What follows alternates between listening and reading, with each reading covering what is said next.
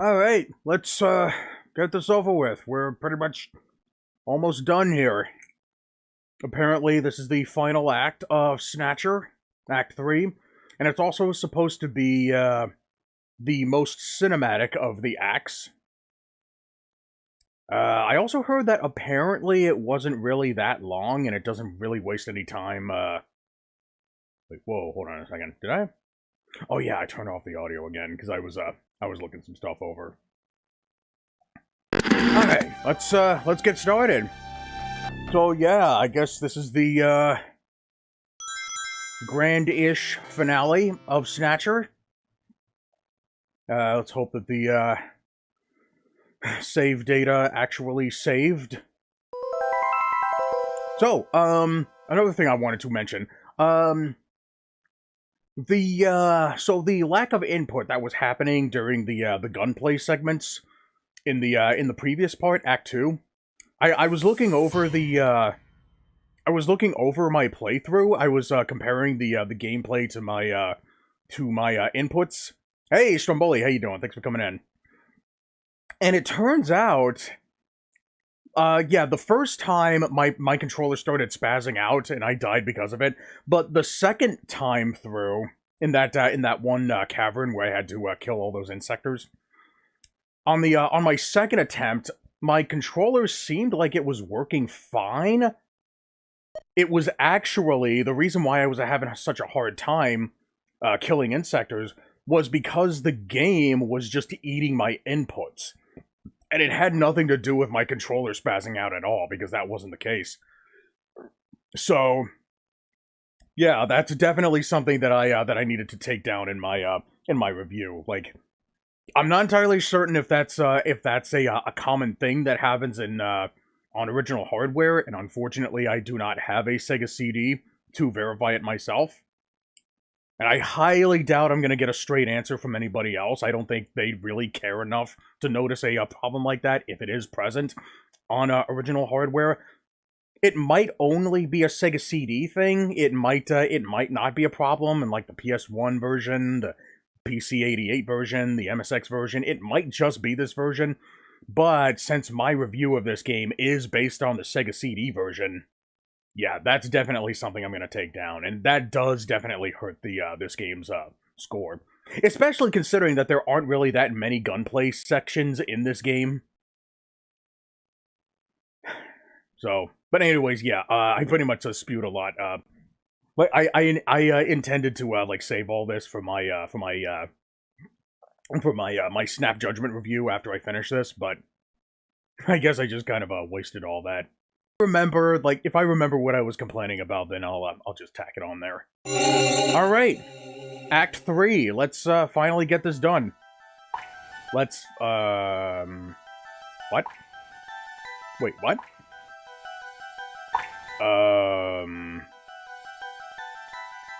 Okay.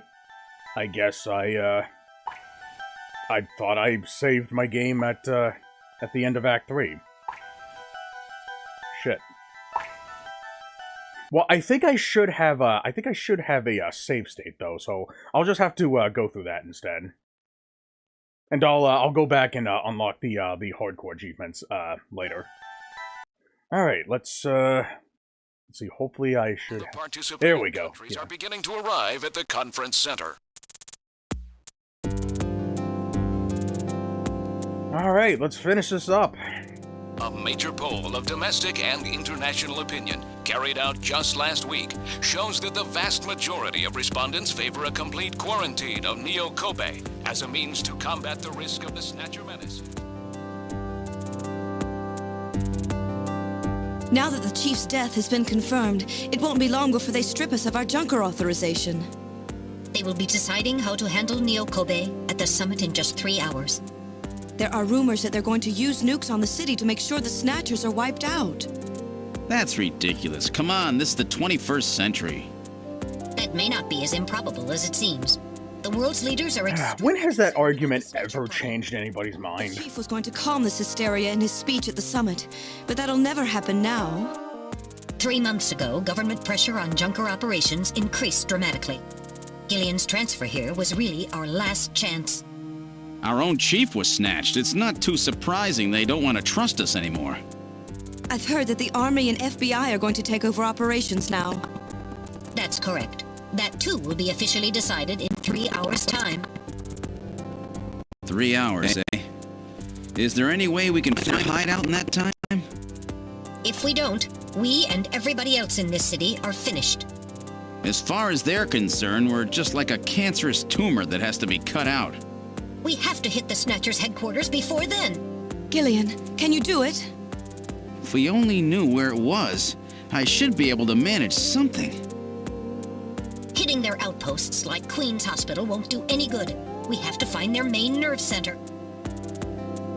What about the memory of that Snatcher who was impersonating the chief? Just like the others, it was completely blanked. It's a form of self-destruct mechanism that they use. Wait a minute. Mental, what about tracing that video phone call from Jamie? It was no good. The call didn't last long enough. Still, it definitely did come from within the city. Isn't it, like, located in Moscow? Where are they hiding? Gillian, can't you remember anything at all? Didn't Jamie say something that implied you were somehow connected to the Snatchers? Nothing. I can't remember a damn thing. Metal, I want you to tell me everything you know about me. Why was I sent to Junker headquarters? Where did I come from? Gillian. Metal, the chief's dead. Tell me everything you know about me. Well, you see... Metal! All right. With the chief gone, you are the highest-ranking officer here. You knew all along? Of course. Where were we rescued from? 3 years ago, you and Jamie were taken into protective custody in the Siberian Neutral Zone by the 17th Siberian Investigative Force. More precisely, you were discovered in cryogenic sleep pods in an underground bunker near Moscow. Cryogenic sleep pods? You mean they were frozen? This is a photograph of the bunker. There is no record of when you were placed there. In addition, the third pod was empty at the time you were discovered. There were 3 pods? You were revived and taken into custody by the Army. Apparently, as a result of the extended sleep, both of you suffered from complete amnesia. However, another theory suggests your memories may have been intentionally erased. This is the only piece of evidence found at the site. That's Harry's picture, from when he was a kid. That's correct. Harry is Gillian and Jamie's son. It's been confirmed by DNA tests. Harry? Harry was my son? Using the information gained from the photo, it was established that you are Gillian Seed and your wife, Jamie Lorraine. Both of you are American citizens, born in the late 1960s. The 1960s? In addition, both of you vanished without a trace in 1989. There is no other information available about you after that. 1989? Yes, you come from a world that's been gone for 50 years. But what does that have to do with the Snatchers? When the 17th Special Investigative Force was bringing the two of you out, there was an accident.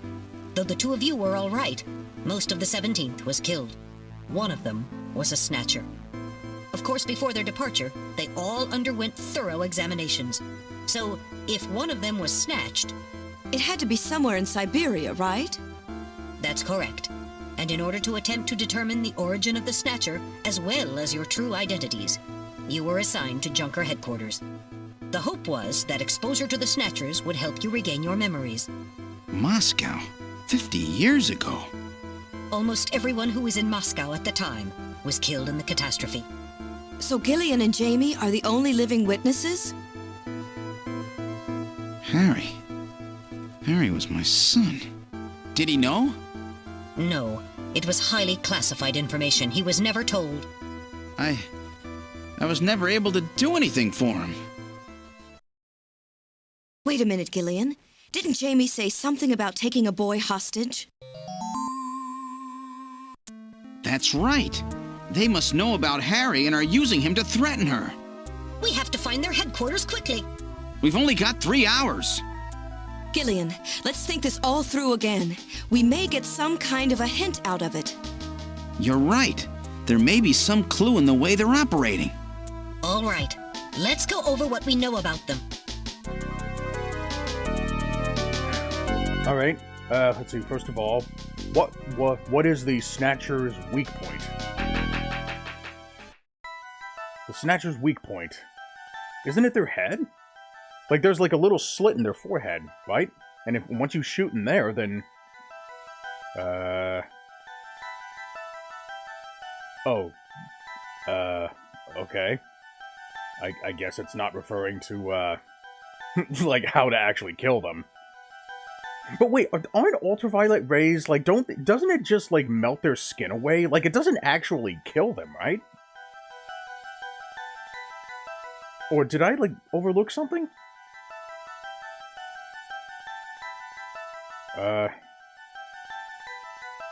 Alright, I guess I'll do that, then. This is the Snatcher's weak point. Okay, that's correct. Let's see, their weak point is their defective artificial skin. Long-term exposure to ultraviolet rays causes mutations in the melanocytes in the stratum well, Jesus Christ, what the fuck? Of their skin, which becomes cancerous. Specifically, long ultraviolet rays in the 250 to 350 nanometer range is responsible for causing the cancer. That's the reason they are so limited as to when they can be out. They only come out at night in the middle of the winter and wear sunscreen even then. That's the method that Jean used to figure out what the Snatchers were up to. Turns out the destruction of the ozone layer actually had a benefit for us humans. Now, what method were they using to move and be able to avoid ultraviolet rays and sunlight at the same time? They were like traveling through a like a train thing, right? Underpass, yeah. Highway, turbo cycle, black taxi. Yeah, it was an underpass.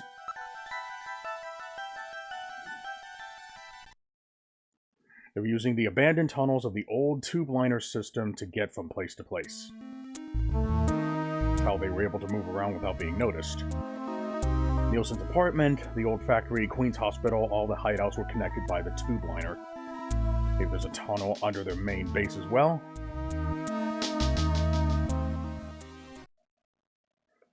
Alright, what phenomenon was always observed at any location where Snatchers appeared, including the underground tunnels? Observed at any location where Snatchers appeared, including underground tunnels. Sneeze. And what was the cause of the sneezing? Snow 9. Sneezing was caused by the presence of the allergen Snow 9, artificial form of pollen developed by the military, and its presence is limited to certain regions. They were using it to interfere with radio transmissions and keep people away. They probably were producing it intentionally themselves. In the regions of the city where Snow 9 is still present in areas around the Ina River. They've been cleared out of other areas because of the danger it presents. It must be somewhere near the Ina River. Near the Ina River. Yeah, dude, yes, we said that it was near the Ina River like 3 times already. Accessible to the tube liner or near the Ina River. Oh my god. Let's not forget that the photographs that we found the Snatchers with all were related to the Soviet Union. The map on the wall of Nielsen's apartment, a picture of the temple and the director's office at Queen's Hospital. Red Square. Why do the Snatchers keep pictures and memorabilia like this? Maybe they're homesick? Okay.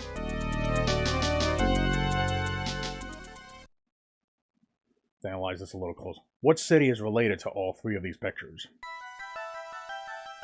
Moscow.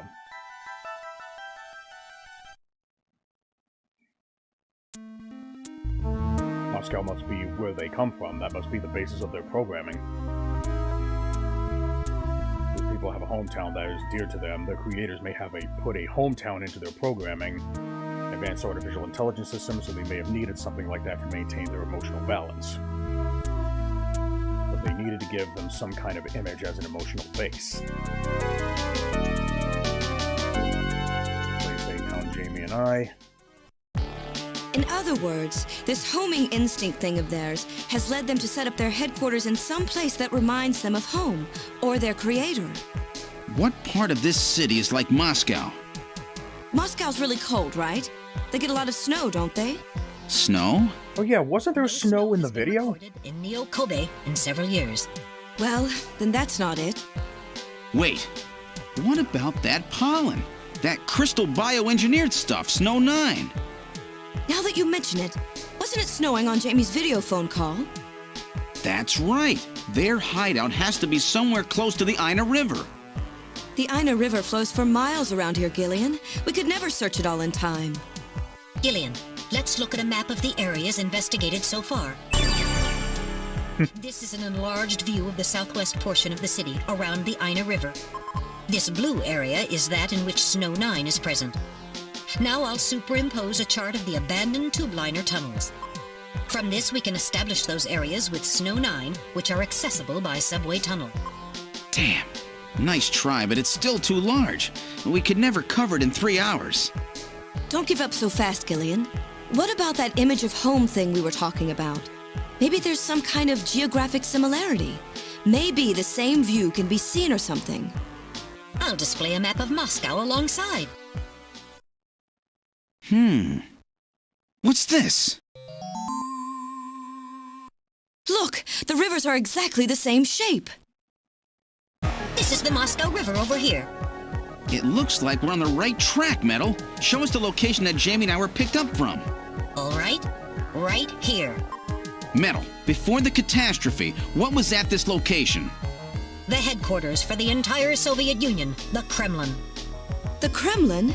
That Snatcher said something about taking Jamie to their Kremlin.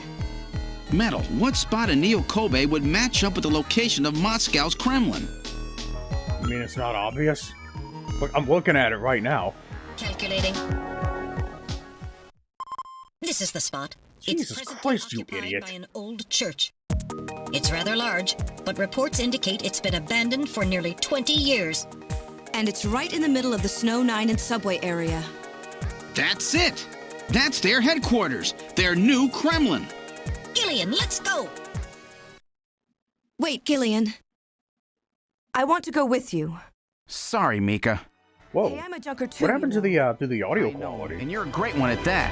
Like, it just shifted out of nowhere. You head to the summit to warn the delegates. They haven't given up, you know. The summit's in Kyoto. I'm not going to be the only one to run.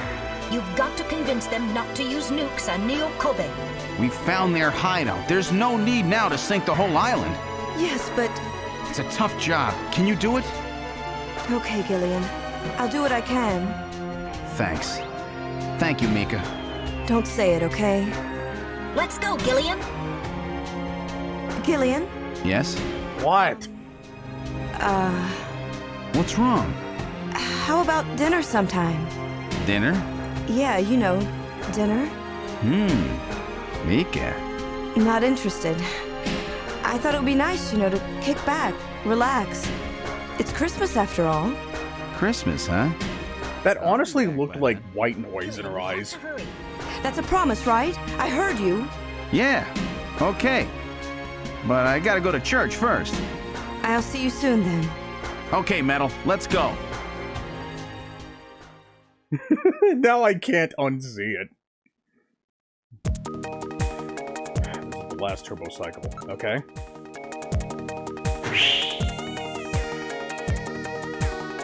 Alright, looks like we're getting preachy. I've input the map data on the Kremlin's locations. Lift off. Now, it really sucks that I can't, that I couldn't go to the shooting range beforehand. You know, the way that you, Now gaining altitude. Jamie, please be safe. Gillian, please keep in mind that we're working with a strict time limit. A 50-year debt in 3 hours.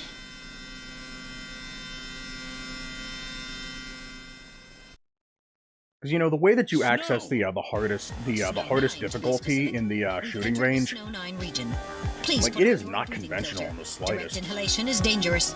All right. Radio transmissions will also be impossible from this point on. Understood?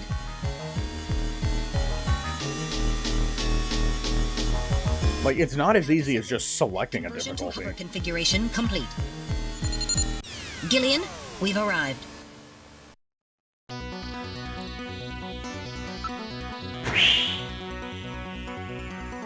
Funny that you could just go back to Junker HQ from here. Now I know why they call it their Kremlin. Okay, let me go ahead and save first.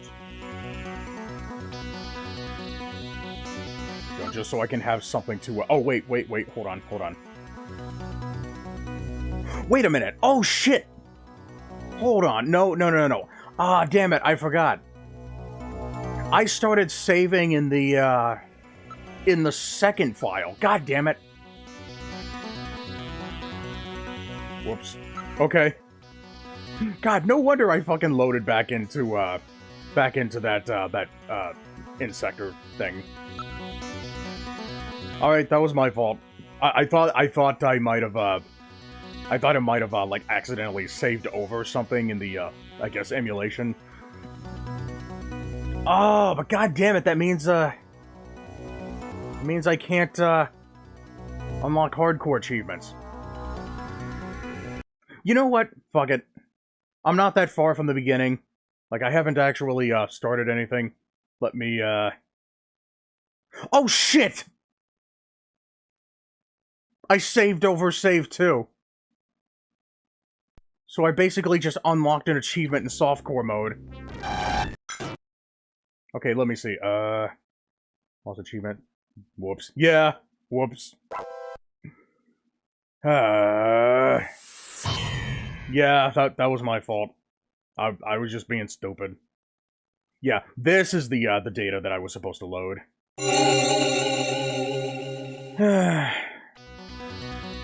Alright, that's fine. Let's, why can't I just go inside? Why do I have to look and listen to everything first?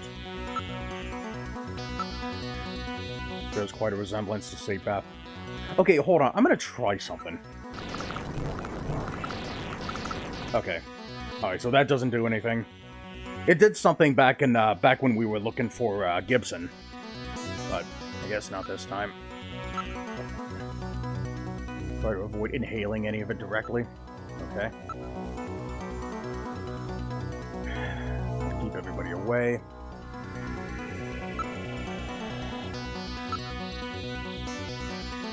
On the front side of the building. Oh, I thought for a second that maybe that wasn't it, that Mickey Mouse head looking thing. Silver liner tunnel passes directly underneath this area. Okay, now I can go inside. Now opening the door. What's wrong? Won't open? I've scanned it, and it's not locked. It is probably rusted into place. Not surprising. After all, our friends always go in and out through the basement. Let's push it together. All right. 1, 2, 3!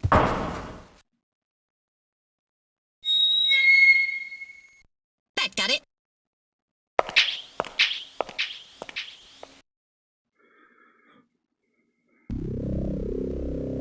What's this? A church, apparently. Are you telling me those things pray to whom? Their creator? That portrait on the wall is probably a representation of him. Whoa! Blonde Sephiroth.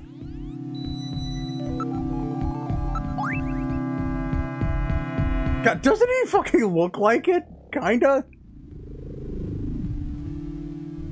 Person is no doubt one of the Snatchers worship as their creator.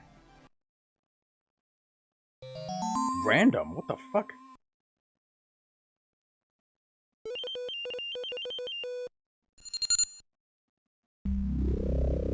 Oh, the facial bone structure of the individual in the portrait is nearly identical to that of Random. A positive identification is impossible, as the picture is not a photograph. This looks too much like him to be a coincidence. It does, kinda. No doubt.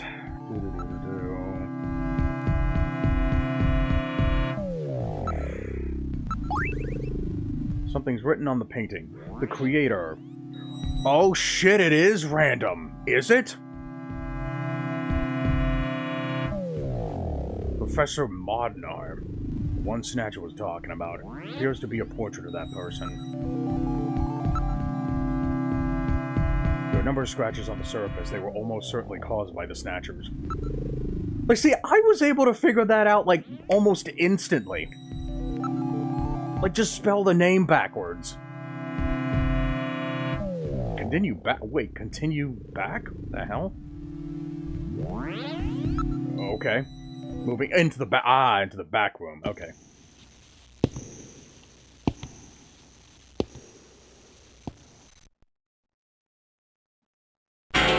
Okay. Energy readings are all deactivated, some kind of suspension mode. Continue all the way to the back.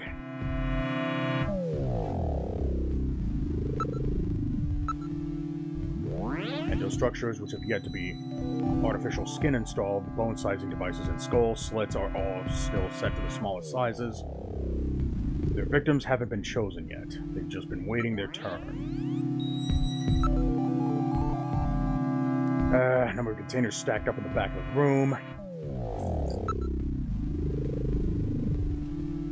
This is perfect for shipping one of these Snatchers.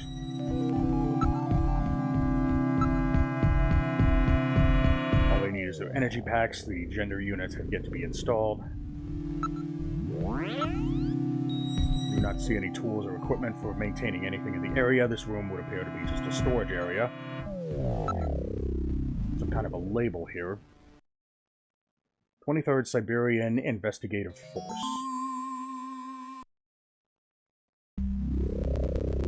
Brought to Neo Kobe from the Siberian Neutral Zone.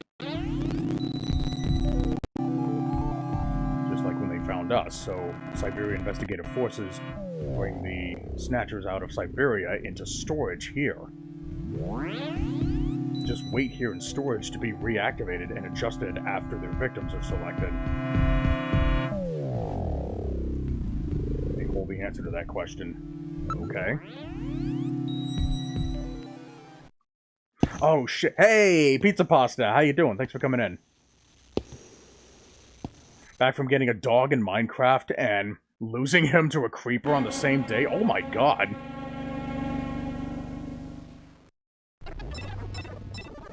That's an unfortunate luck. Mechanism is operating. Let me save.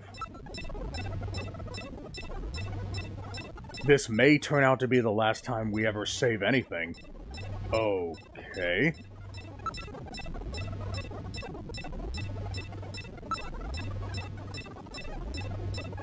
Yeah, I heard something about, like, not being able to save past a certain point. I didn't think I was so close to it this early. Okay, cylinder. Snatch process. This is where they fuse the artificial skin onto the Snatcher's endostructure.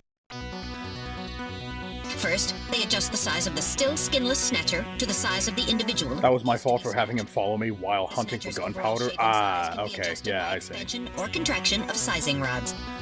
Their sex is controlled by gender units, which are installed at this point.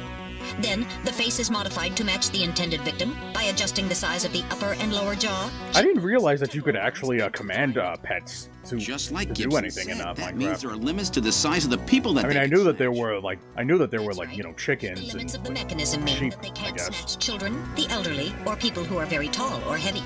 And this is where the artificial muscles attach. Ah, shit, that's Is right. it I can't organic? skip these. No, it appears to be coated with a type of plastic gel capable of mechanical response. Like human muscles, it creates mechanical energy through chemical reactions. And this is where the artificial skin is attached. In order to prevent the synthetic cells, developed using biotechnological protein design techniques, from rejecting the inorganic material below, they attach it gradually over a number of days. And this is the stuff that gets cancer if they stay out in the sun too long. Finally, they attach body and scalp hair. The The process involves transplant of synthetic... Interesting that they have a model specifically for showing you what cancer looks like. Or birthmarks? You can right-click with a bone to toggle between sitting and... Ah, okay, I see. I didn't know that. Simulate age. Okay. What else we have here? Area. So yeah, cylinder.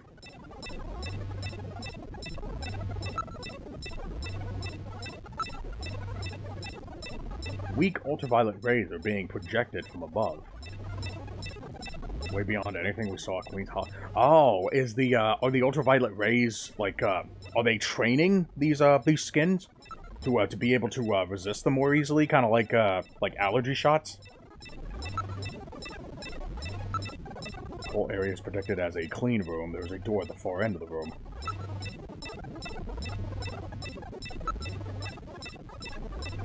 Data of people to be snatched is all being neatly processed.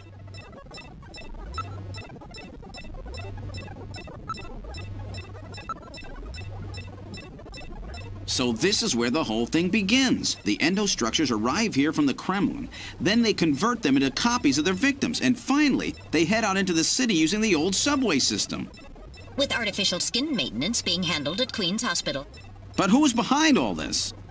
Gillian, look at this. There are some finished snatchers over here. Get a load of this. The U.S. President, the Prime Ministers of Japan, and the U.K.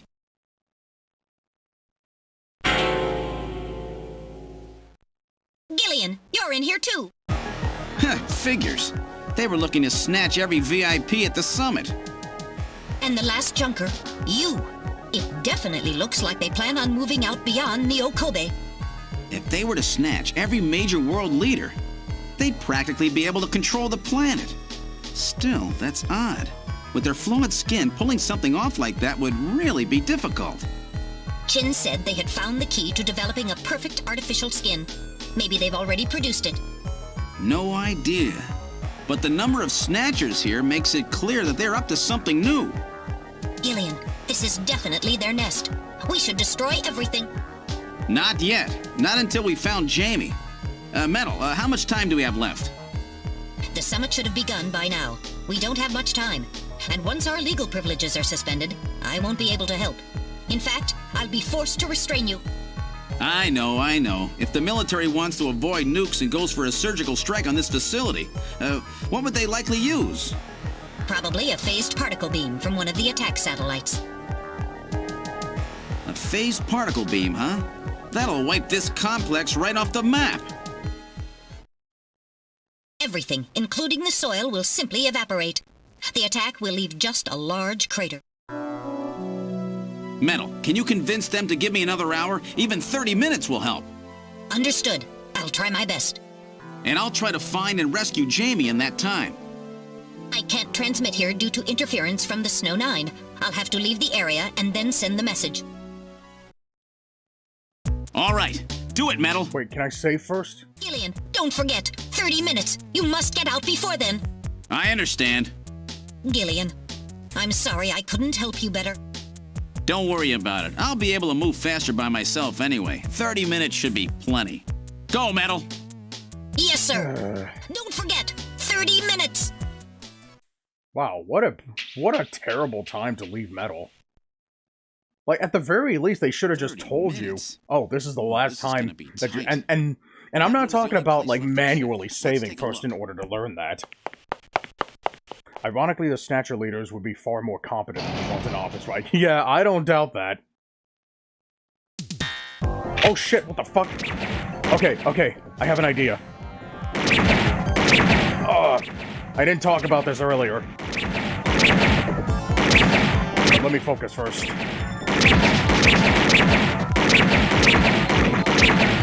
But you might see what I'm doing right now.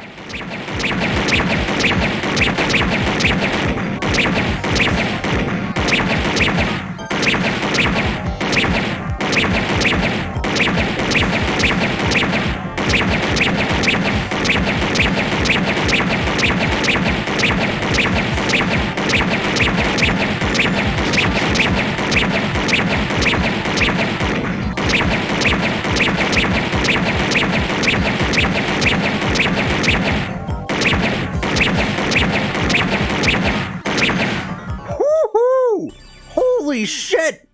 I wasn't ready for that. Oh my god! Almost got me. Perfect run on the first go! All right, let's open the next door. Oh my god! Haha, thank you!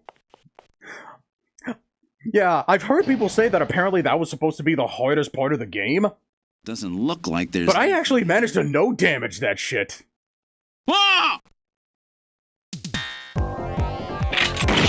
Oh fuck.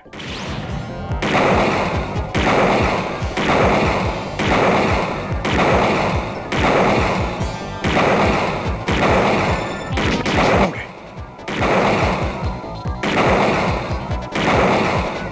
Okay.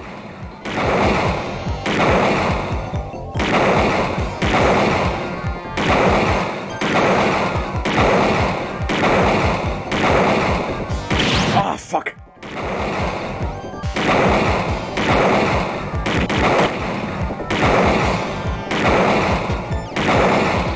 Whew. Jeez, these guys are tough. Of course, I didn't exactly expect them to welcome me with open arms. All right. Yeah, that part was easier Let's try than this the first one, primarily because because there was a one at a time. But they did fire faster though, so. Oh shit.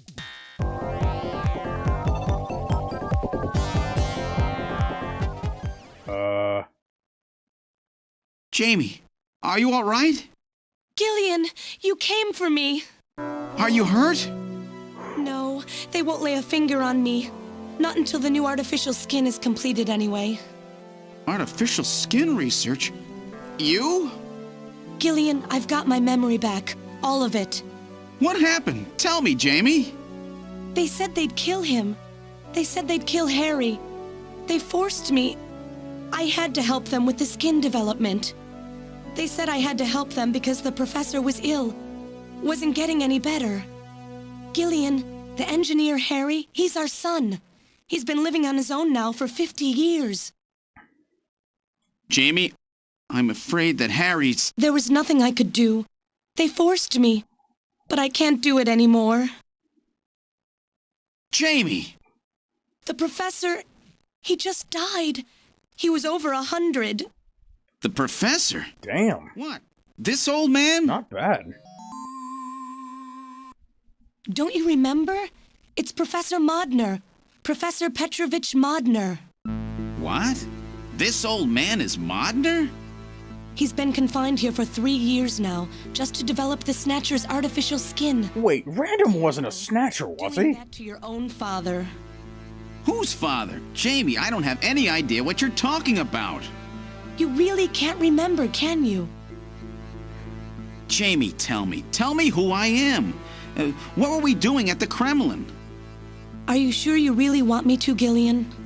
It's all so awful, but if you must know, I'll tell you. Try to remain calm, okay? 56 years ago, you and I were involved in a top-secret Soviet project. It was still during the time of the Cold War. The gulf between East and West was as wide as ever. Everybody was worried about nukes. At that point, the world's armies were at their largest ever. Leaders still believed that a strong military meant a strong nation.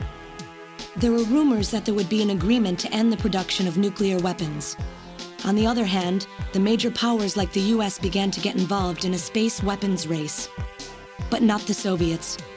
The conservative despots in the Kremlin had another, completely different idea for gaining military superiority.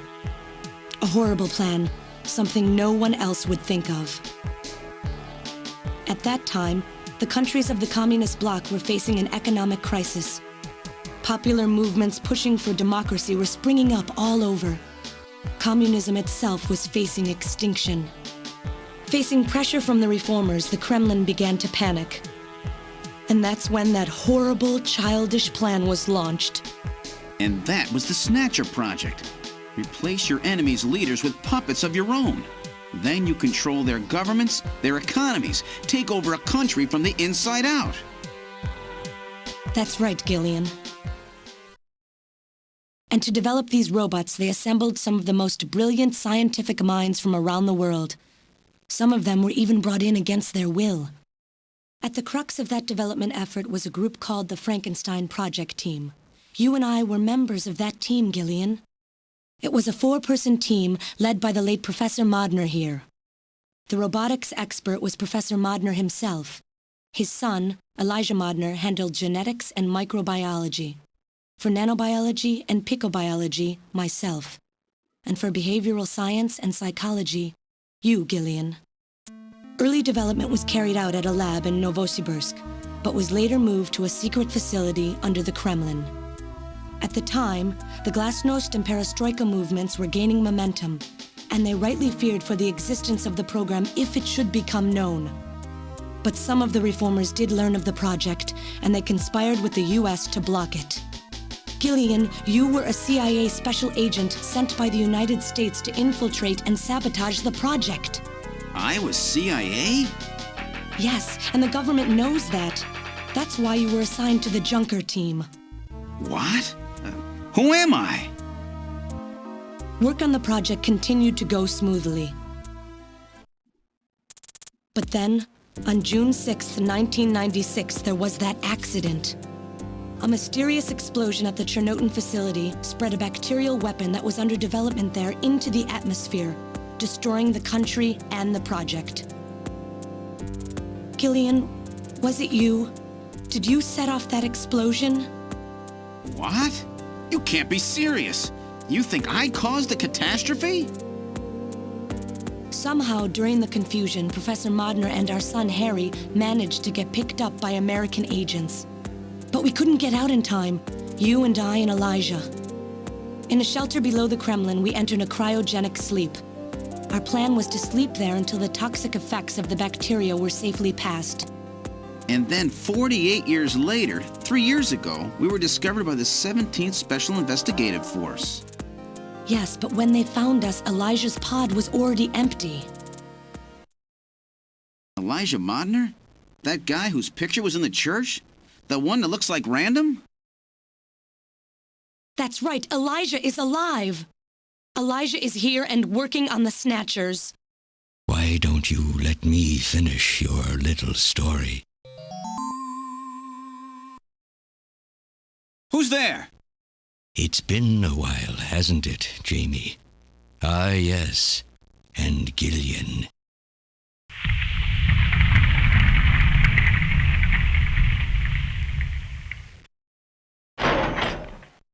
It's me, Jamie. Elijah? Is that really you? Random?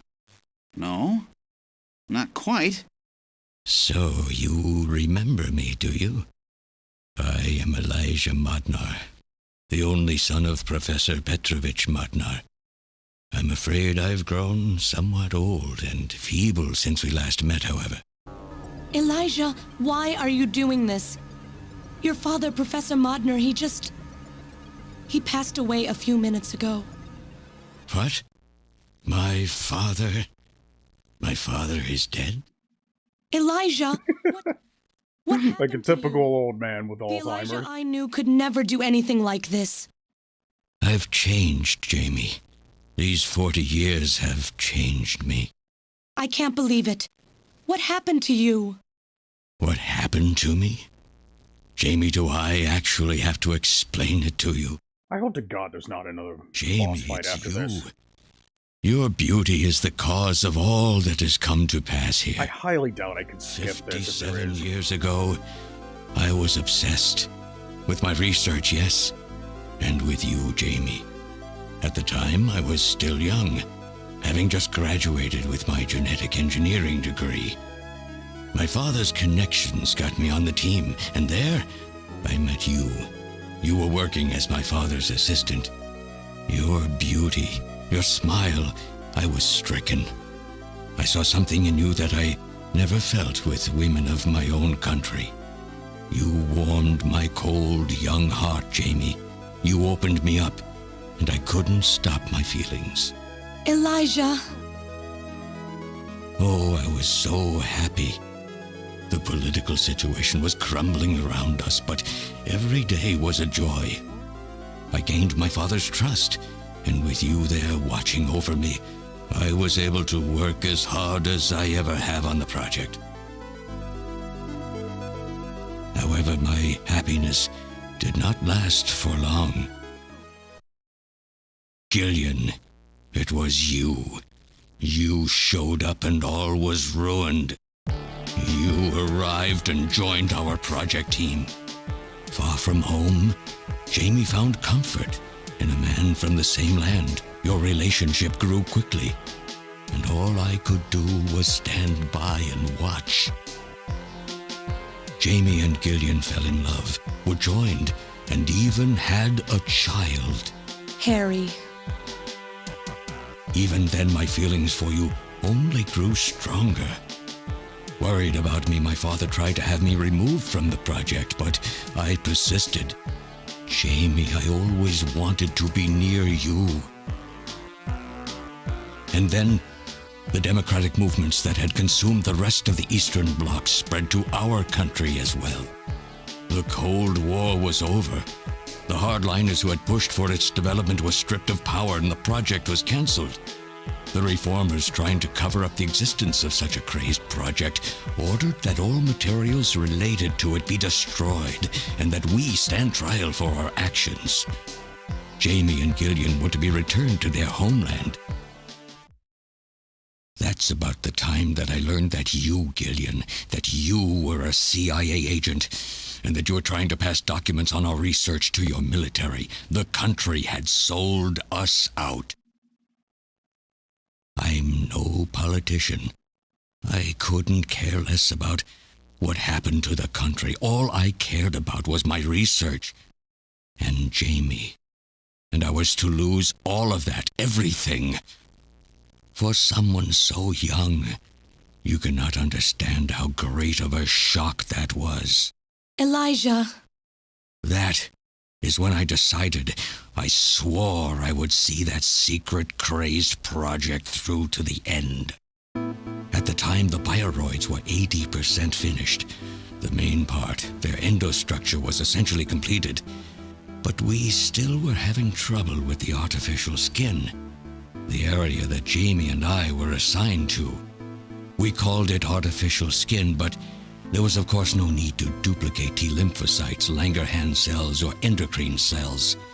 All we needed was keratinized cells and melanocytes to provide the pigment. With the artificial protein development techniques that we had in those days, full-scale synthetic cell development was very difficult. Research like this took months, years. The original project called for us to simultaneously snatch an entire country.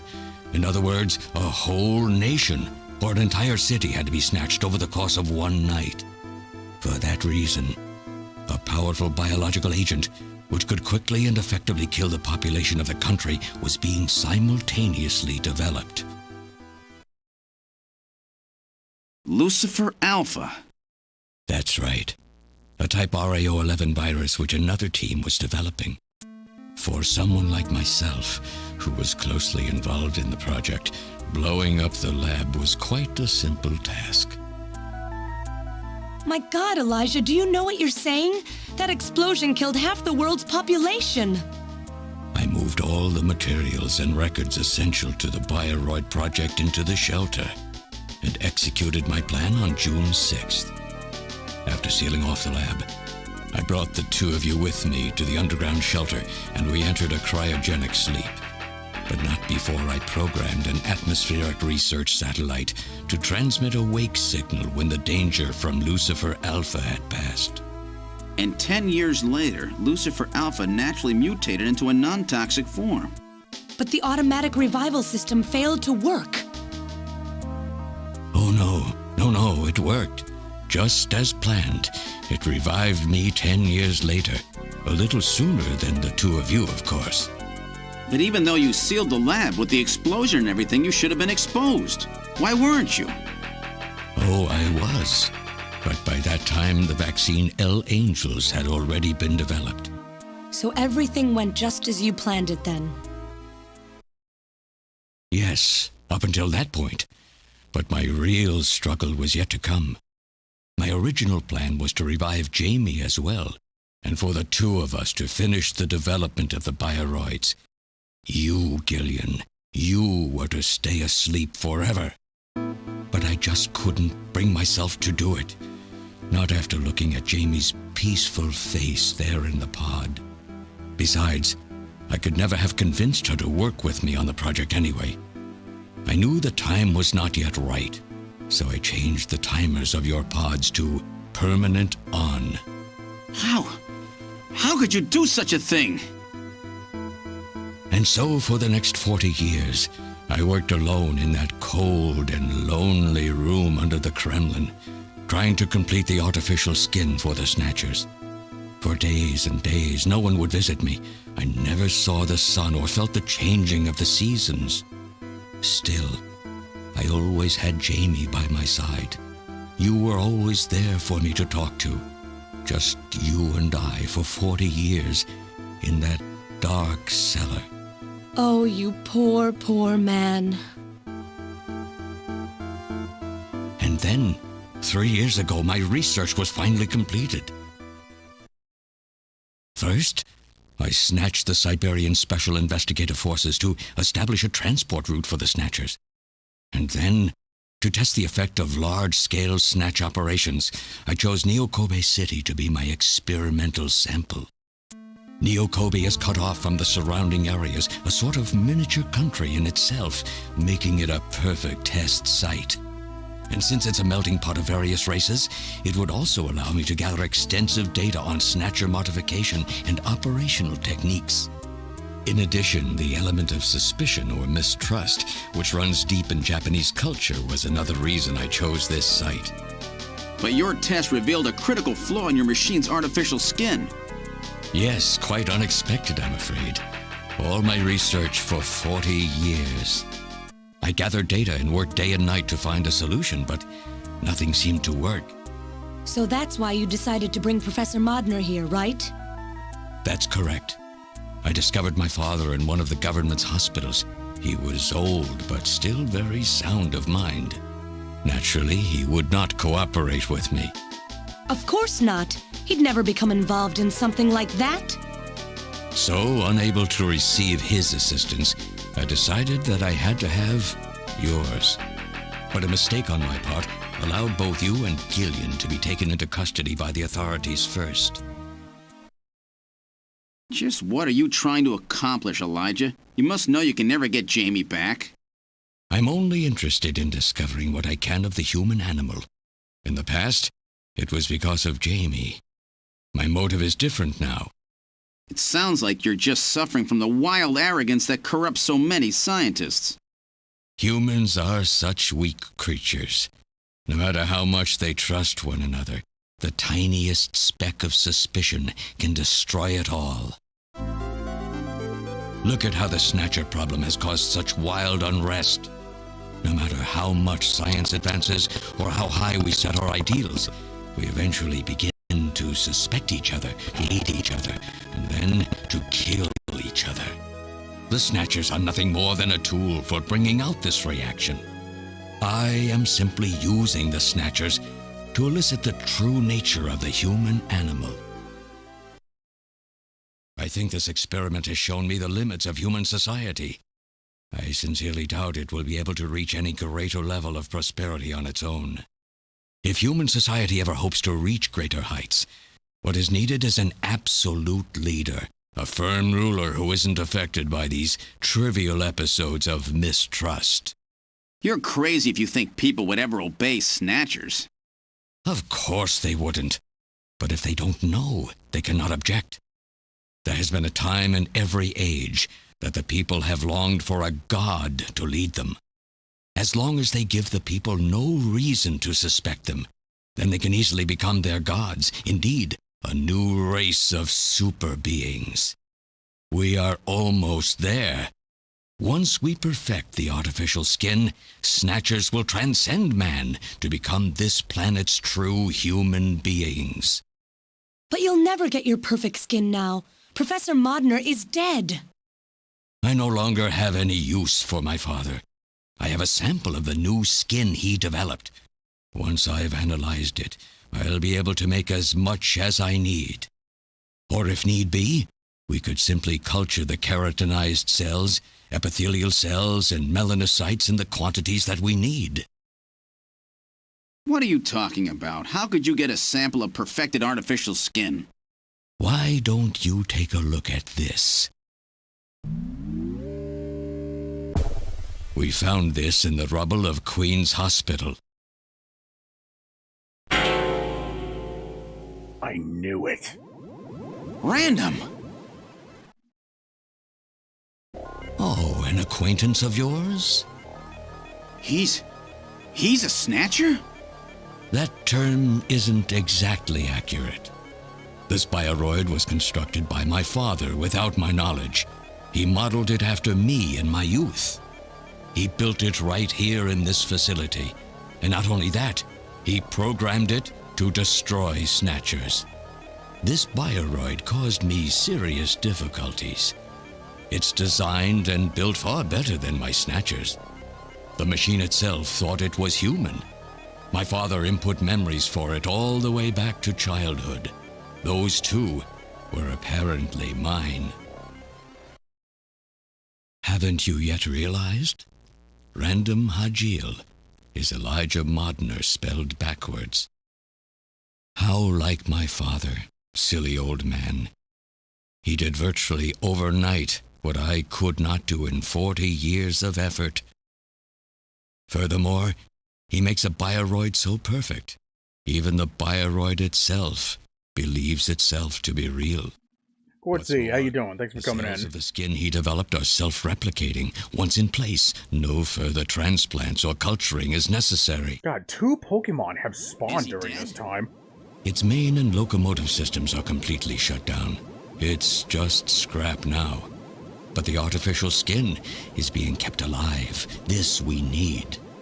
With this, we can move to phase 2 of our plan of full-scale infiltration of the world's major nations.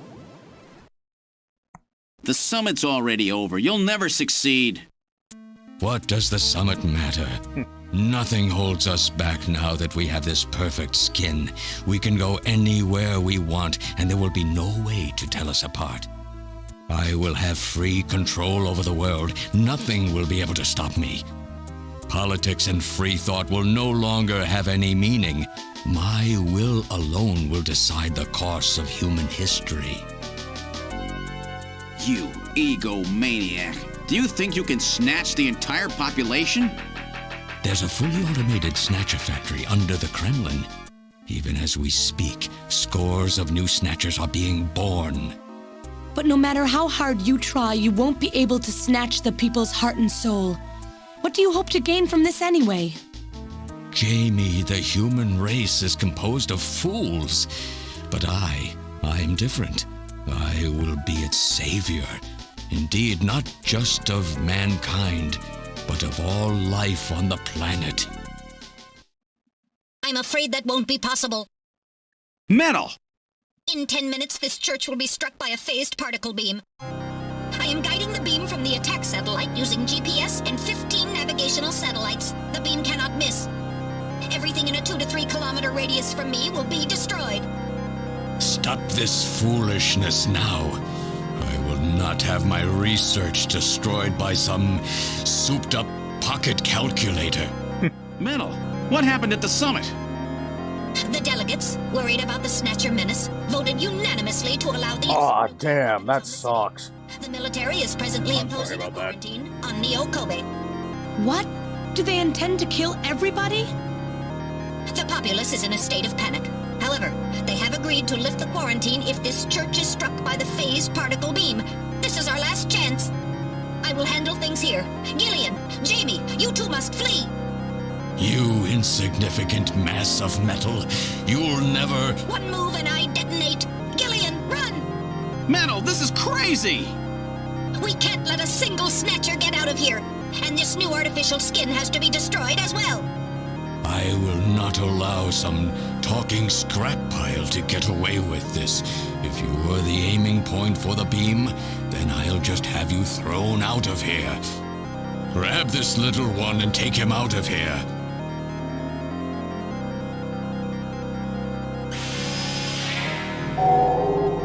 You know, this cutscene alone is actually making me appreciate just how much, how many, voice lines they managed to, to fit onto this disc. Metal! Cowardly little robot. You always were a real pain in the butt.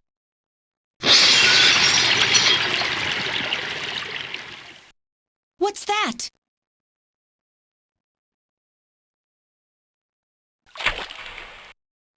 What?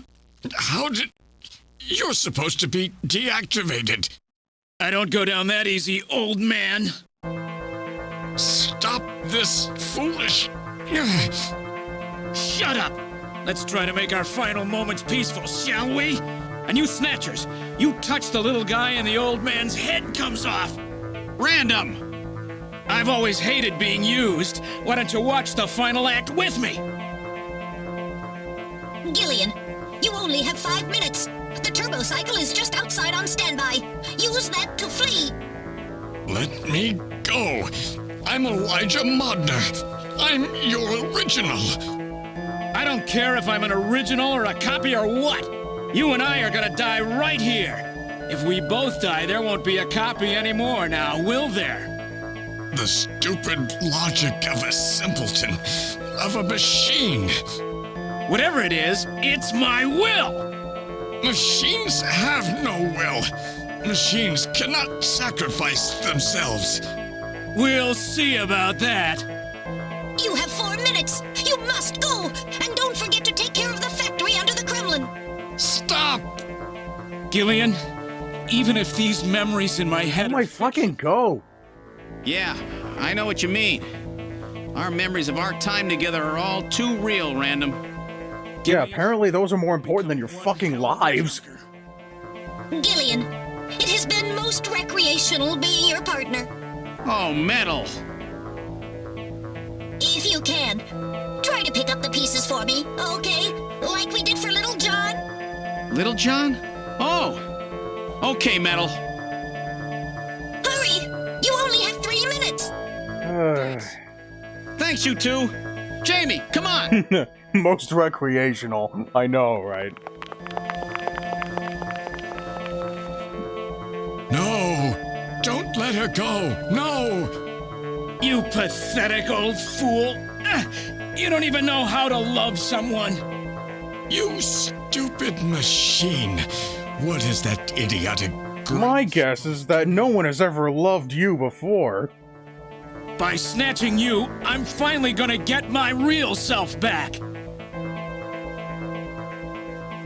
Random, there's less than 1 minute to go. Thanks to you, everything will be fine. You don't owe me any thanks. Sorry to get you involved in such a big job. You did great. You're a hell of a junker. 3, 2, 1, here it comes! Later, kid!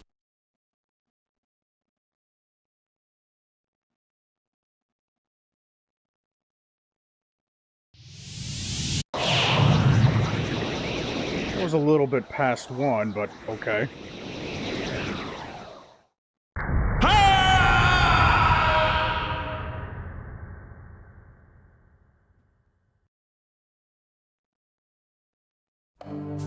Airport Division has completed boarding. 7th Mechanized Infantry Team has completed boarding. 17th Special Engineering Squad report for boarding immediately. So you're really going, aren't you? It's our responsibility, too. Besides, if I go to Moscow, I may get some of my memory back. And if that happens, I'll be able to love you even more than I do now. Wait for me. I want to be with you, but first I've got to destroy this terrible factory of theirs. Jamie? Hey, Bobadina, how you doing? Thanks for coming in. Let's try living together again. What do you say? Now, wait, this isn't the end of the game, is it? Junker personnel, report immediately for departure. It sure feels climactic. We'll be waiting for I thought, like, maybe there would be, like, another, Katrina, like, boss fight somewhere. Mika, you're here too? You better be happy, Buster, with all these beautiful women seeing you off. I'm happy you came. Let me introduce my wife. It Jamie sure C. feels, I suppose finale. it's a little odd introducing myself a second time, though. thank you regardless. You've never met them before, have you? What are you talking about, Gillian? We're good friends. Huh? Since when? It's the first time I've met her in person, but I've spoken with her on the video phone a lot of times. What? Have you guys been talking about me behind my back?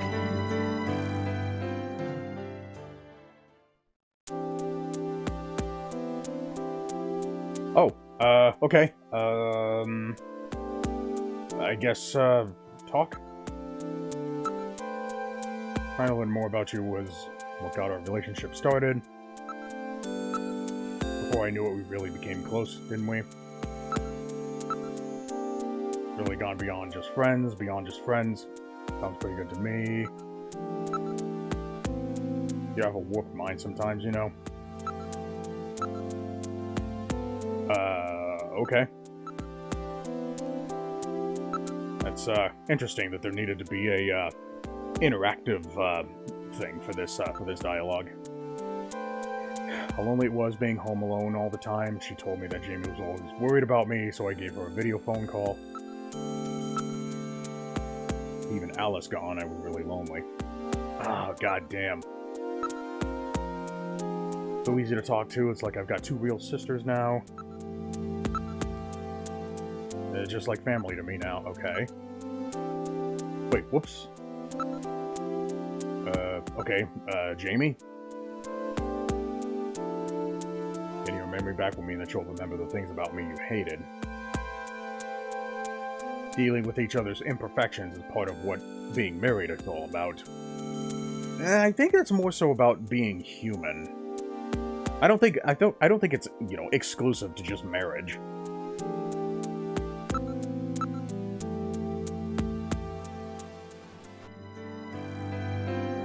So have they finalized what they're going to do about Junker operations? I suppose this will end up being our last mission, huh? Well, originally they were planning on disbanding the team, but now they've decided to keep us in business. So that means... That's right. We've been designated as one of the government's special police divisions. That puts us above the regular cops. So the government has decided that crime by machines poses a bigger threat than crime by humans from here on out, huh? They've chosen the new chief, too. So when you get back, you'll get to meet the new head honcho. Well, it's comforting to know I've got a place I can come back to.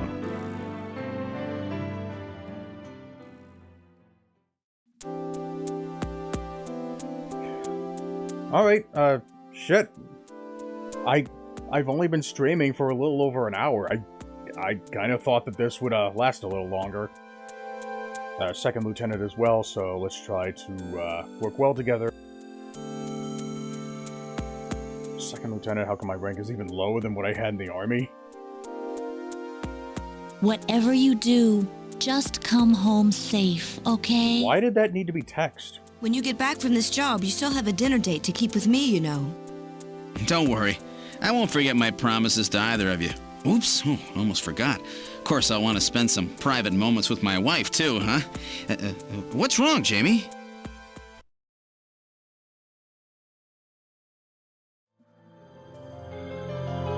Harry and I will be waiting for you to get home. That's Harry's hat. We can do it this time, Gillian. Not some fake couple like before, but with love and trust. I know, Jamie. Take care, Gillian. I'll see you, Jamie. Wait! That was a pretty good, delivery. Take me with you, please! You? Oh my god, what the fuck? Metal? Yes, sir! We didn't have a good fit, so this is just a temporary body. Just call Okay. it Metal Gear, Sega CD for now. So they found your memory chip in one piece, eh? Random protected it from the blast of the beam. Random, huh? This wasn't in the PC-88 version, was it? Wait a second. I've heard that sneeze somewhere before. Really? I didn't hear anything. Anyway, I want to know if you'll take me with you. Please, Gillian, please take me with you. Hurry up and get on board, partner. Yes, sir, Gillian.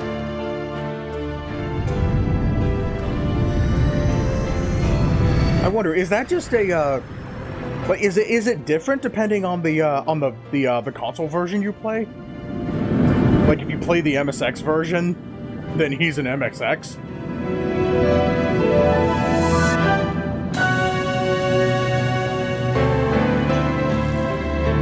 Huh. Alright, well, I guess that didn't take as long as I initially thought. Huh. Throughout history, suspicion has always bred conflict. The real conflict, though, resides in people's hearts. This conflict has just begun. To be fair, yeah. Deep-seated convictions. Okay. Alright. Well, yeah, see? Hideo Kojima, for the uninitiated. Alright, so, yeah, that was my first ever playthrough of Snatcher. The Sega CD version. Apparently the only version of this game that was ever, like, officially, translated by Konami themselves and made it overseas.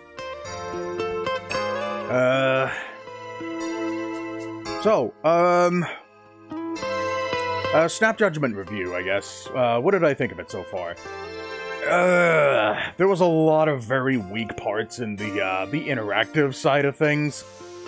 For starters, I wasn't really a fan of the look and investigate options being separated and how you had to constantly do both to something in order to, like, either make other options available or to just progress through the story.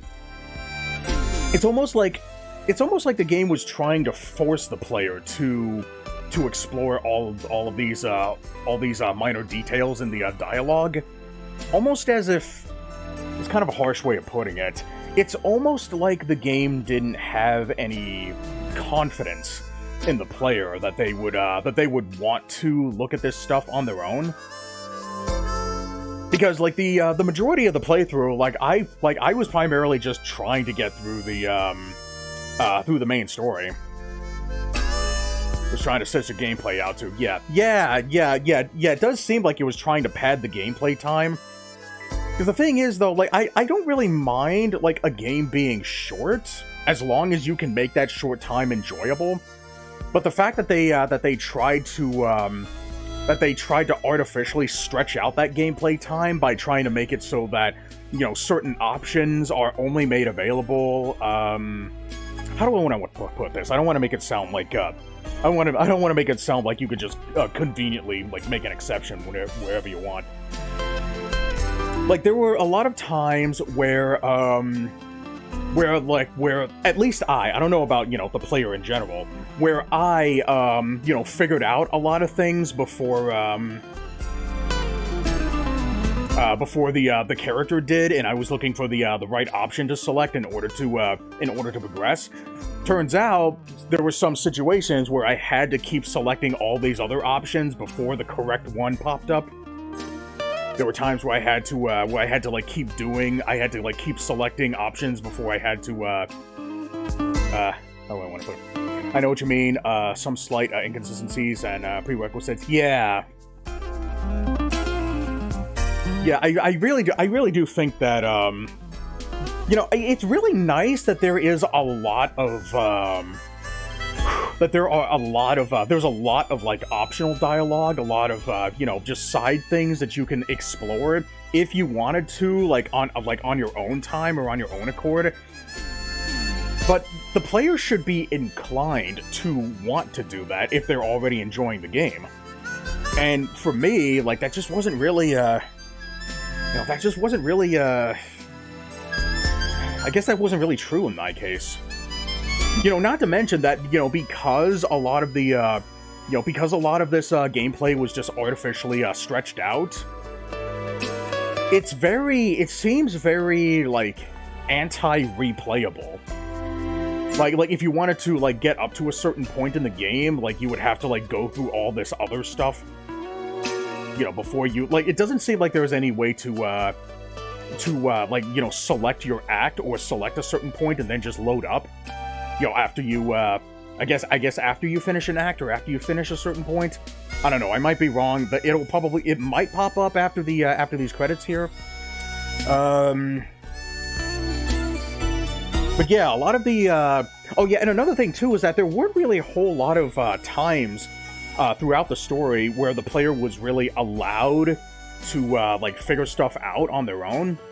I mean, hold on, did I say that right? There were a few times where the player had to, like, pay attention to the story and the characters and actually analyze evidence and stuff in order to, like, input, like, correct answers. And, you know, having to, like, for example, the whole, like, Olene, puzzle, you know, the one after you find out what the, you know, what the, you know, original Olene, thing, I'm trying not to spoil anything. That puzzle, it didn't necessarily make it explicitly clear that there was something off about the image. Like, I'm trying not to spoil anything. Like there was the one of the edges of the image didn't make it clear that there was supposed to be, that there might have been something missing, or...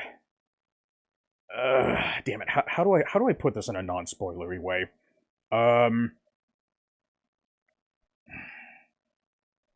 Well, I'll probably type something in once I release my my full review on Infinite Backlog, and then I'll just label it as a spoiler review. But yeah, I'll tell you what I mean in there. Anyways, what's another example? I know that there were a few. Let's see, Benson, the whole like patient thing. God damn it, I shouldn't have. I thought that was a decent like a decent puzzle, you know, after you I think maybe one thing that they could have done with that one was I guess hide the note, you know, until you actually got to see what it said, to the point up at the point where you actually needed to figure out what it said. Because, you know, there are some players who might actually understand Chinese. I'm trying to think of an example where, I can't remember what I was thinking of examples for, but yeah, I did really appreciate that there were at least a few, of those instances where you had to, you know, piece stuff together in order to figure out who was what, where was when was how. Oh yeah, there was also that face reconstruction minigame where you had to, that's a really good example, where you had to, like, listen to somebody's testimony, listen to, like, how they describe somebody's face, and then use that information to, like, go onto the computer and then, like, reconstruct their image based on what the witness told you. I thought that was really cool. I just really wish that I think there were, like, two facial descriptions, that weren't entirely clear, that could, like, apply to, like, multiple options. So I guess overall I thought that one was just okay, but it could have been a little better. But yeah, I really wish that there were, like, you know, more instances like that, where the player actually had to, actually think about, like, certain evidence and certain testimonies and certain, you know, things in general, where the player actually had to, you know, figure stuff out, you know, on their own, and not just, and not just, you know, dicking around with menu options until either the correct one popped up and you just had to select that one, or until the game, you know, decided now you can move on to the next thing. You know, there were a couple of those instances. I think that's really all I really have to say off the top of my head regarding the visual novel part of the game. Let me take a look at my notes here. I haven't written many. Let me see if I'm forgetting anything. Oh yeah, most cutscenes and voice line. Actually, you know what? I think the only cutscene I was actually able to skip was the opening cutscene. You know, the one that had the title theme and that awesome, you know, funky song. And I think that was the only one that I could skip. I mean, unless you want to count the you know, the text-based parts. I guess technically you can skip those too, but like any of the voiced lines, those you can't skip. And you know, that's one of the main contributing factors as to why this game seems very anti-replayable. So yeah, I really wish that there was a I really wish that you were allowed to skip those. What else? Look and investigate menus really should have just been grouped with each other. Yeah, I agree. Oh yeah, and having to select an option multiple times, I think that should be restricted to only like maybe two or three like areas in the game. And like if you want to like select it multiple times for like optional dialogue, then I think that would be okay.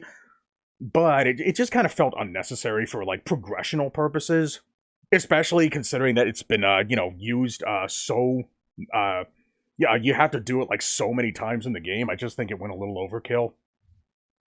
I use the term little, but that's relative. What else? Having to select the same string of options to progress is too much. Yeah, I just talked about that. Having to select any option multiple times to progress the story. I think those two are kind of the same thing. I might, but yeah, these are only notes. Like, I'm not going to talk about absolutely everything in here. Like, I rarely ever do. Let's see. I think this is going into the gunplay. Let me see if there's any other story stuff in here. How having to scour the menu options until the correct one needed to progress. I think I meant to say appears here. I probably got called off while I was writing this one. Seems very anti-replayable, not even worth replay. Okay, yeah, alright. Okay, yeah, I guess now I can go ahead and talk about the gunplay. There were very few instances. For the most part, they were. I do really like the whole, like, 9 square grid, like, whack-a-mole style gameplay. I kind of wish that there were more of those. I do understand that they weren't supposed to be, the star of the show.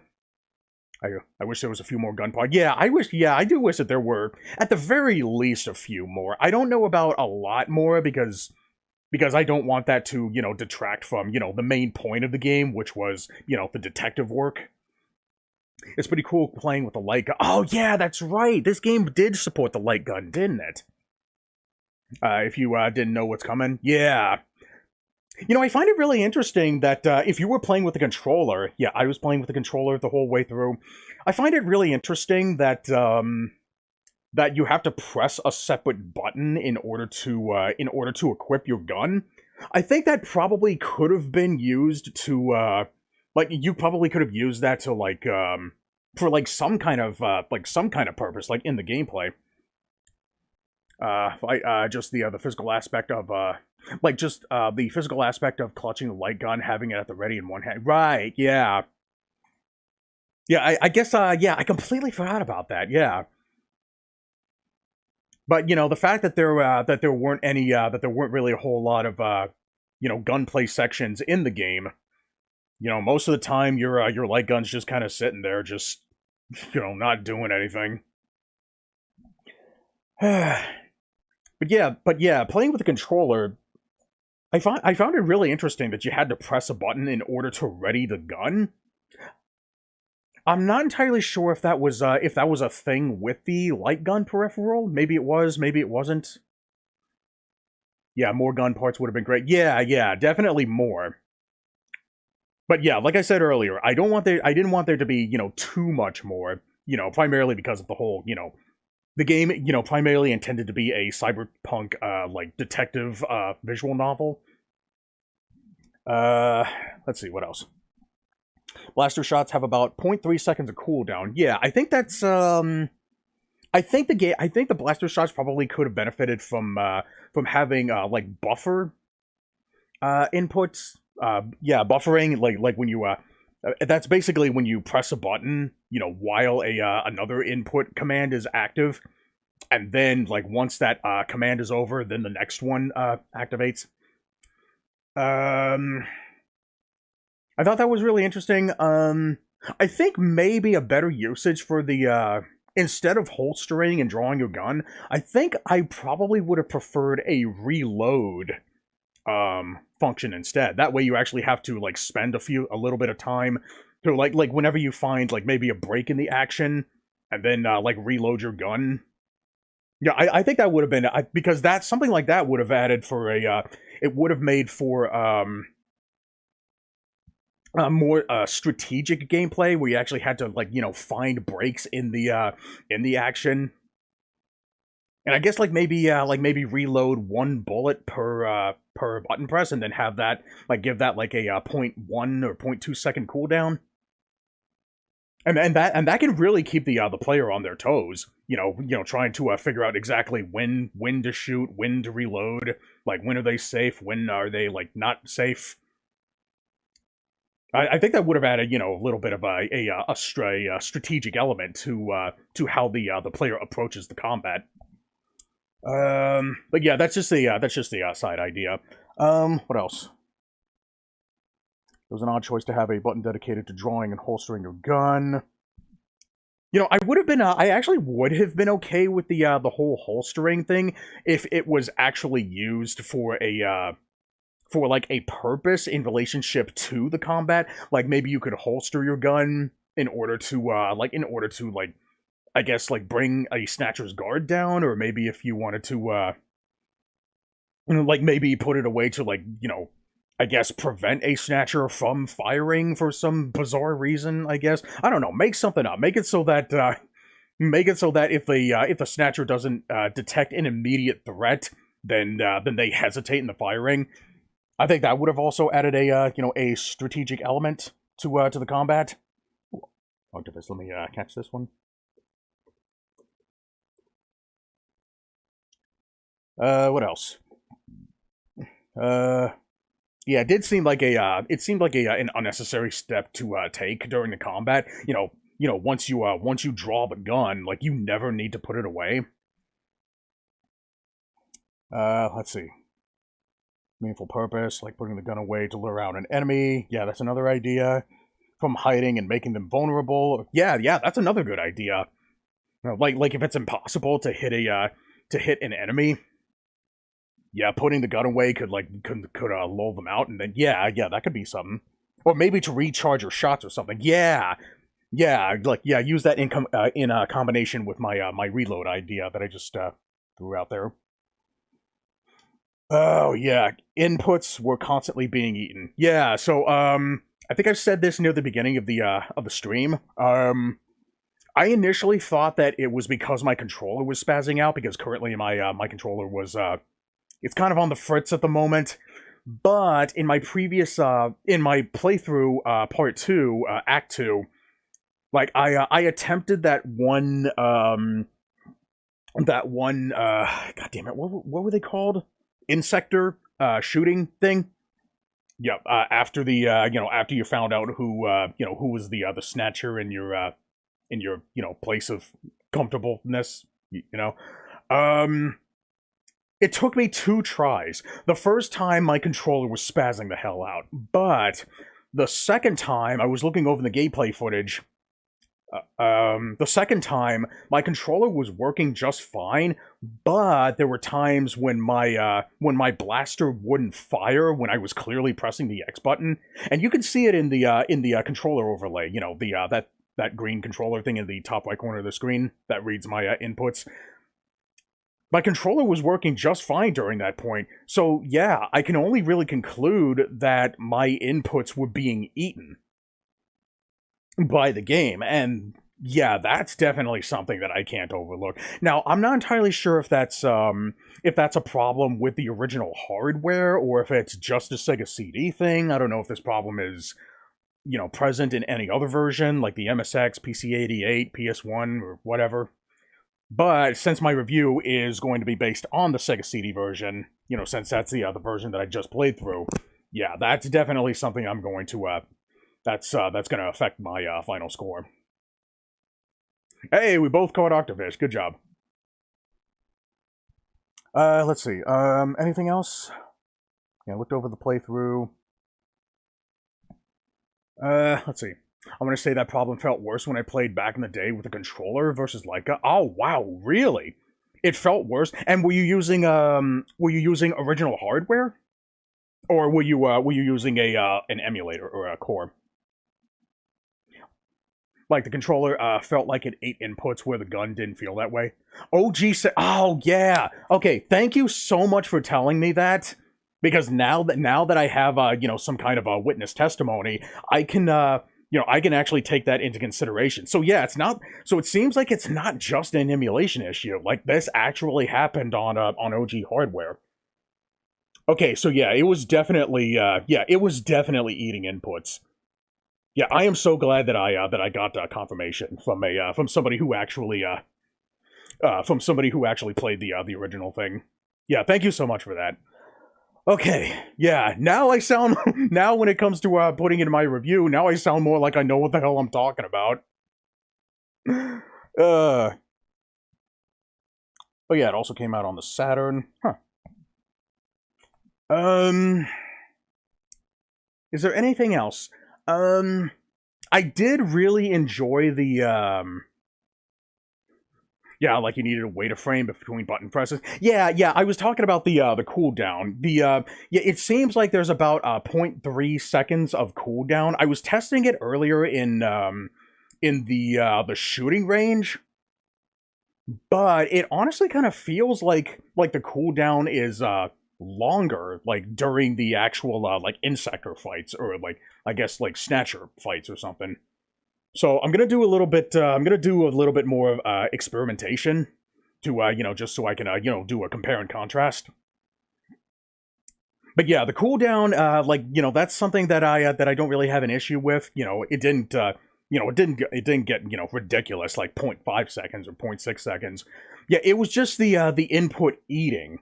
You know, in the situations where it didn't feel natural, where it didn't feel like it made sense for the inputs to be eaten. In fact, that was kind of the main reason why I, if you saw earlier in my playthrough today, during that one insector fight, I was actually well, both fights actually in this in Act 3, I was actually double tapping the X button, or I guess the B button if you want, technically the B button equivalent. I was double tapping the fire button, primarily because I wanted to make damn sure that my shots were coming out.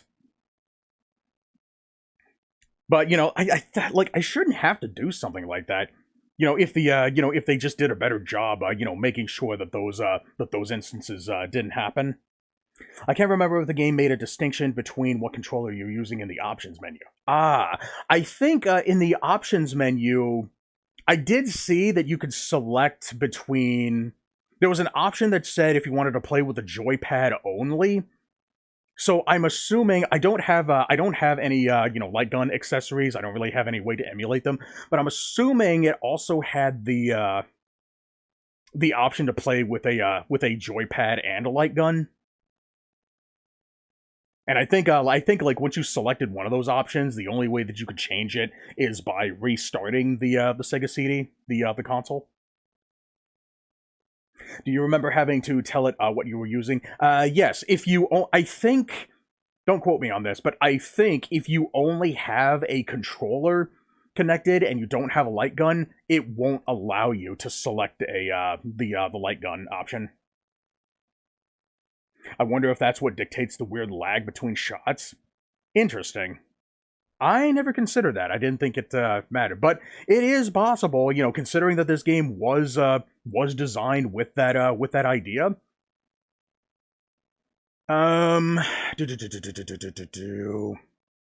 What else?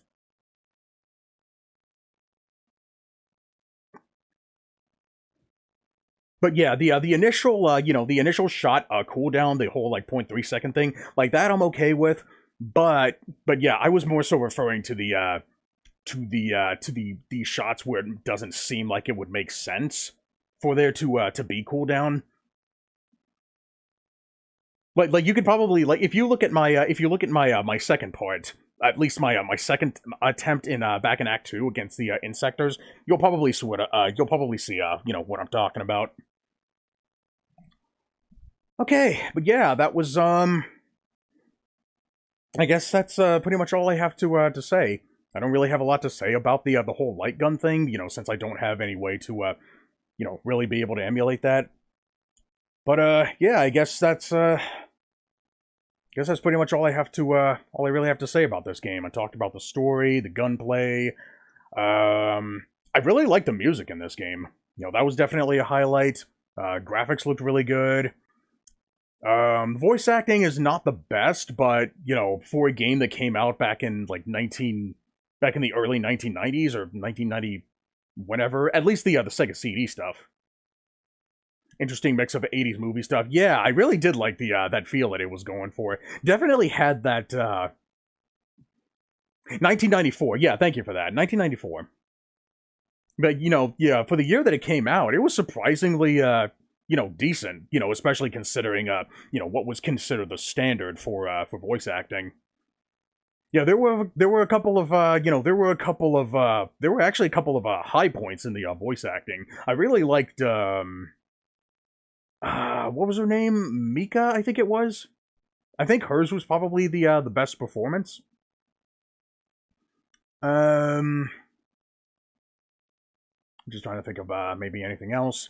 I really liked the depiction of the you know, the gory stuff, you know, beheading of, like, that one guy, and then there was the decomposition of one of the victims. Like, goddamn, they had some balls to show that shit, and I'm glad they did.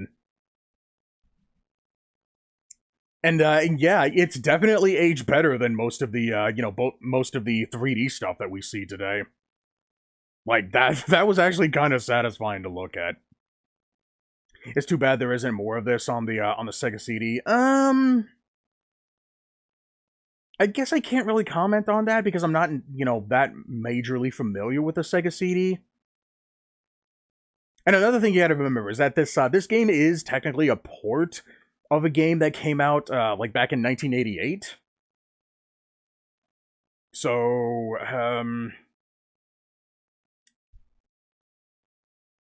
I don't know what I don't know where I was going with that. Never mind. Okay, but yeah, I guess that's all I have to. Kimberly Haim played Mika Slayton in this. Ah, okay. And who else did did Kimberly play?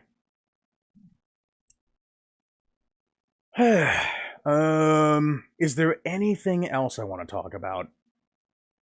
Yeah, because most of the stuff that I do want to talk about, or I guess technically all of the stuff I want to talk about, like, I'm gonna have in my review, so keep a lookout for that.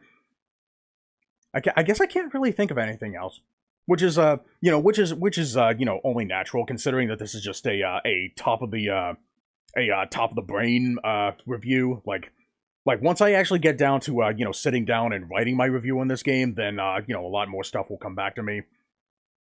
And I'm really glad that I'm really glad I started reviewing. You know, that way I can actually, you know, do a better job justifying my opinion. Okay. But anyways, yeah, I think that's it. So, yeah, keep a lookout for my full review on Infinite Backlog. I don't know when I will have it done. I will let you know when I have it done.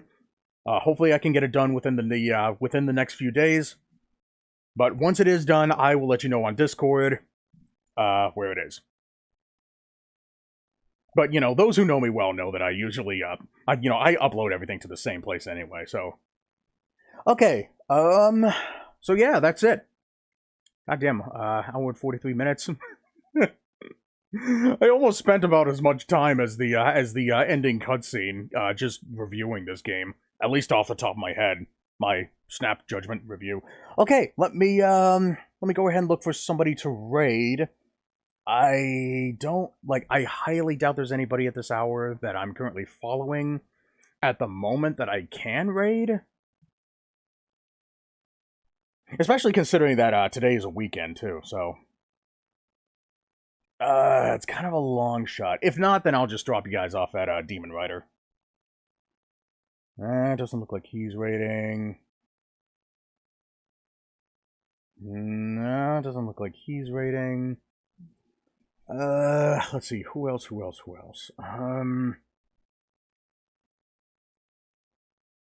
What about... I know he's usually, streaming a lot. No? Damn. Alright, well, I guess there's, nobody to raid. Alright, I guess I'll just go ahead and, drop you guys off at, Demon Riders. as standard. All right. So, wow, that didn't take as long as I initially thought. I might do another quick live stream later today. If I do, it'll more than likely be a another, like, you know, DDR stream. I haven't been able to do one of those, you know, since I've been so busy lately. But now that I finally have another opportunity to break this thing out, I'll probably do that. Because I did say that I wanted to make those like kind of a standard, but those are more than likely going to just be a Twitch exclusive thing, because I don't want to, you know, populate my my YouTube playlist with just me just bullshitting around playing DDR, just playing random songs. But yeah, I'll let you guys know on Discord what I end up doing next. No guarantee that I'll stream again today, but if I do, I do. If I don't, I don't. But regardless, let's see. I guess next time I stream, if I don't get to it today, I want to do another retro sampler stream, because I do have a list of games that I need to get through. So keep a lookout for one of those two. But thanks everybody for joining. I'm the Negative Ion. See ya.